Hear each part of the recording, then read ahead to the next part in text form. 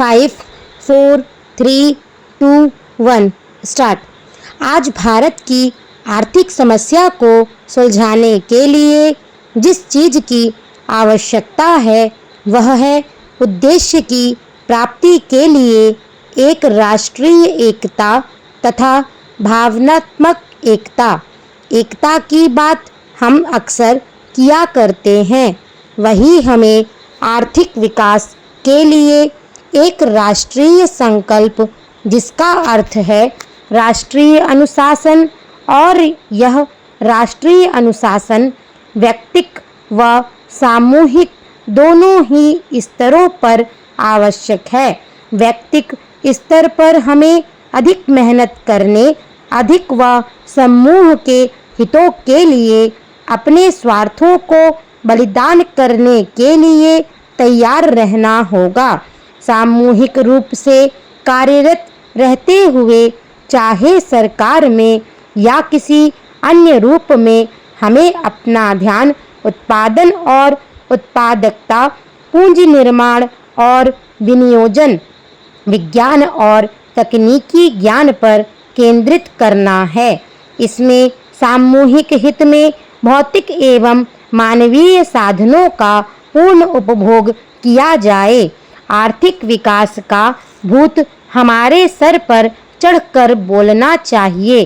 सोते जागते हर समय हमें यही ध्यान रखना चाहिए कि आर्थिक विकास की गति को हम कब, कैसे और कितनी जल्दी बढ़ा सकते हैं।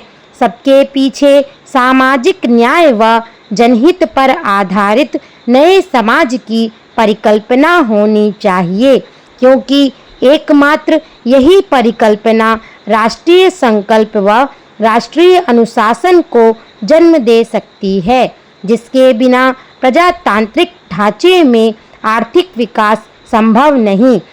इसका अर्थ यह हुआ कि आने वाले लगभग 10 साल तक देश को अशांति, तनाव तथा झगड़ों से दूर रहना होगा, क्योंकि यह सभी आर्थिक विकास के लिए अपेक्षित राष्ट्रीय संकल्प को कमजोर बनाते हैं।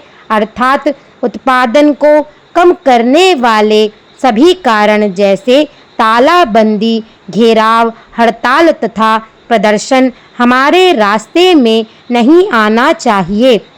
इसका अर्थ है कि हर स्तर के सरकारी कार्यों में एवं आर्थिक ढांचे में हर क्षेत्र में संपन्न लोगों की गरीबी के प्रति सहानुभूति और जानकारी होनी चाहिए।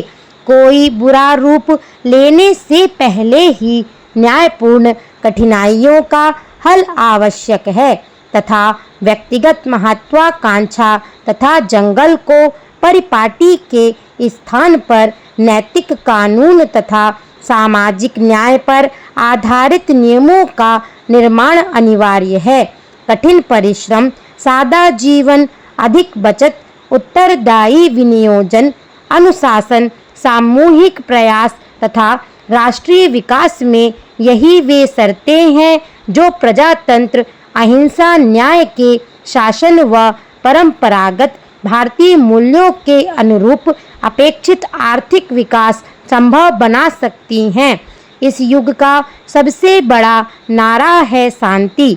किसी भी समाचार पत्र को उठाकर देखिए, किसी भी नेता या विचारक का भाषण सुनिए और किसी भी राजनीतिक दल का उद्देश्य पूछिए, सभी शांति की बात करते हुए दिखाई देंगे। इसमें कोई संदेह नहीं कि आज ही नहीं, प्राचीन युग में भी शांति, चाहे वह आध्यात्मिक हो, चाहे भौतिक और चाहे राष्ट्रीय हो, चाहे अंतर्राष्ट्रीय, मानव जाति की सबसे बड़ी समस्या यही है। वह हमारा अत्यंत प्राचीन ही नहीं, अत्यंत प्रिय शब्द भी रहा है। किंतु जिस प्रकार धर्म के नाम पर अधर्म और पुण्य के नाम पर पाप को आश्रय मिलता रहा है, अणु आयुधों का विस्फोट किया जा रहा है और नए नए भयंकर से भयंकर शास्त्रार्थों का आविष्कार करने में शक्ति लगाई जा रही है। वस्तुतः शांति की आवश्यकता आज पहले से अधिक है।